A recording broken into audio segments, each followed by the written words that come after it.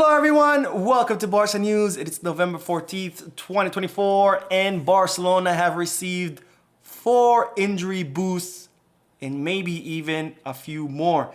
Also, the club are confident that they will be able to register Dani Olmo on time. And finally, it's reported that Barcelona have contacted the representatives of Kvaratskhelia. We have a lot to discuss, so let's begin.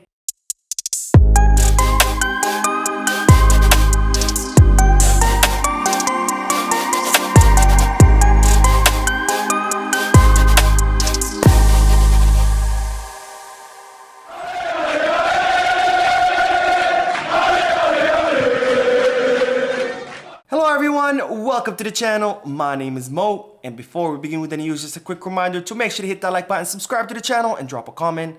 All of this helps this channel continue to grow. Also, if you are looking for any Barcelona jerseys or merchandise, make sure to hit the Goal Kit, Skip Back, or Fanatics.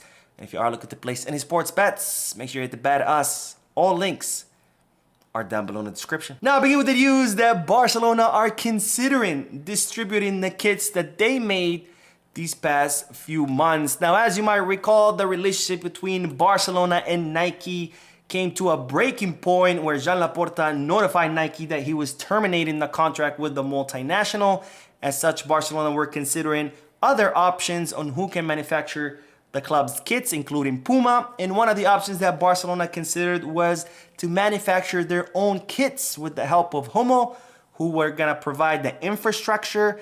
And it seems that Barcelona considered this more seriously than initially thought, because it's been revealed that the club have manufactured 140,000 kits who no one has seen.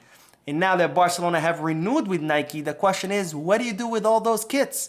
And well, it seems that the board of directors are considering distributing all these kits amongst the club's socios, so giving each soci one kit, which if does happen, I will be very curious to see what these kits look like, because again, no one has seen them. I didn't even know they existed.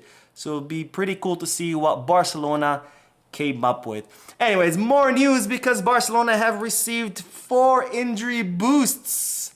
And these 4 players will be available for the match against Celta Vigo, which will be the first match back as soon as this FIFA international break is over. And the first player is Robert Lewandowski, who suffered a back injury in the match against Real Sociedad. It was reported that he will be out for 10 days. And while he will be available for the match against Celta Vigo, and that's of course great news because we need our Polish killer up front. But that's not all, because also Lamine Yamal will reportedly be available for the Celta Vigo match. Of course, Lamine Yamal picked up an injury in the match against Red Star of Belgrade in the Champions League. He was receiving some treatment and hoped that he'd be ready for the Real Sociedad match.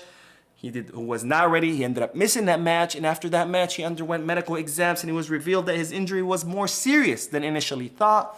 And then the estimate was that he was going to be out 2 to 3 weeks. But now they're reporting that he will be available for the match against Celta Vigo, but most likely he will be coming off the bench. Now, the other player who will be ready for the Celta Vigo match is Eric Garcia, who has been suffering from pubalgia.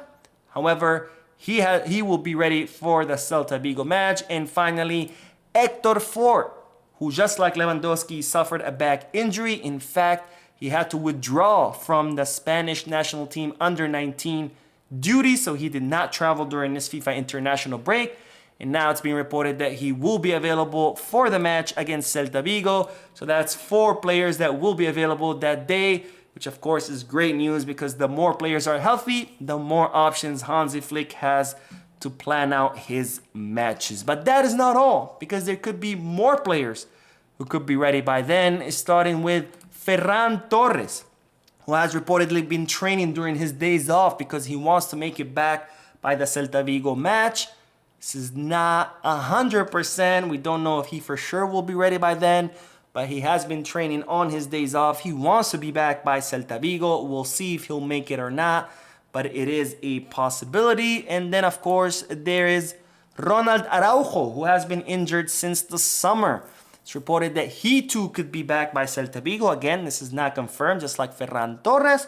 And finally, we do have to talk about Andreas Christensen, who no, he's not going to be back by Celta Vigo, but they are saying that he could be back by January. Now, Andreas Christensen has been pretty much injured the entire season, so at least it's good to hear that we have at least a date or an estimation, because before we didn't know anything. They were saying there was absolutely no idea when he could be back, but now they're saying he could be back by January, so at least we're approaching kind of like the end of the tunnel, if you may, when it comes to Christensen's injury. And now more news, because Barcelona are reportedly confident they will be able to register Dani Olmo. Now, Dani Olmo is currently registered in the place of Andreas Christensen, who has been injured throughout this whole season. However, this registration will expire on December 31st, meaning that on January 1st, Dani Olmo will no longer be registered with Barcelona.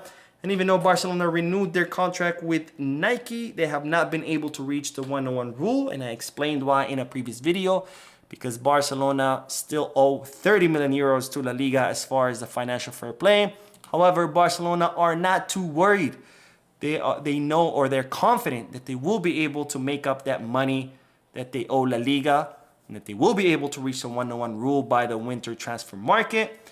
And they say that Barcelona will be able to do this because they are already negotiating with a new investor to invest in Barca Vision.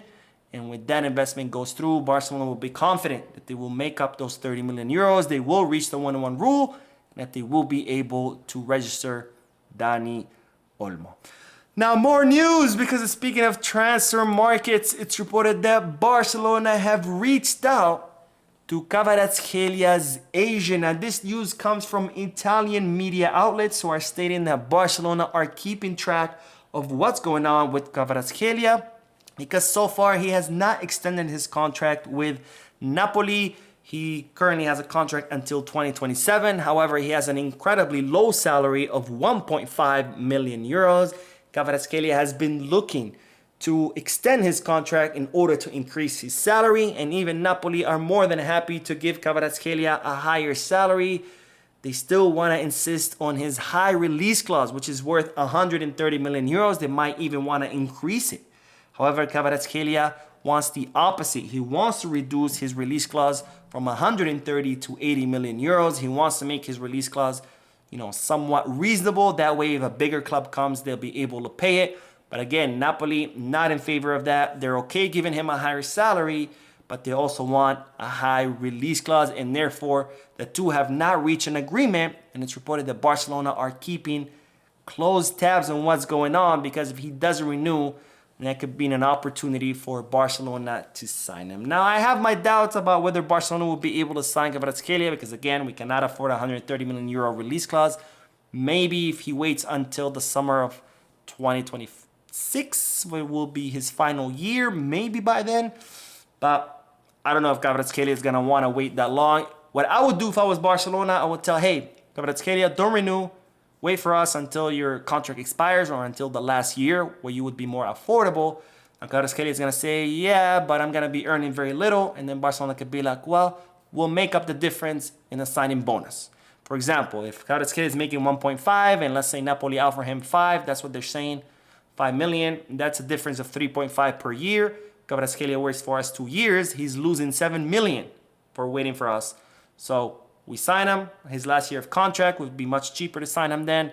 We give him a higher salary at Barcelona, and we can give him a signing bonus of 10 million, saying, okay, here, that covers the 7 million that you missed out on for waiting for us, plus another 3 million for your troubles.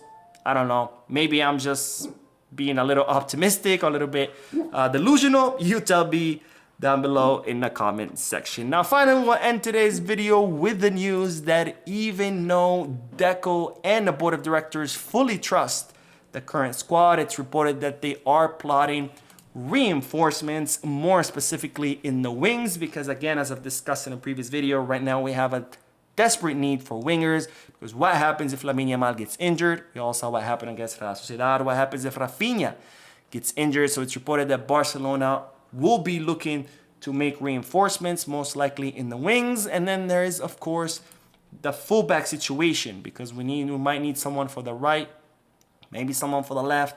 We don't know. But one thing is for sure, that Barcelona are planning reinforcements for the squad, because even though they fully trust this team, they know this team is capable of great things, We still need more reinforcements to be more competitive. Anyways, that is all the news for this video. I uploaded 2 other videos, so make sure to check them out. Don't forget to hit the like button, subscribe to the channel, drop a comment. And as always, peace, Barca.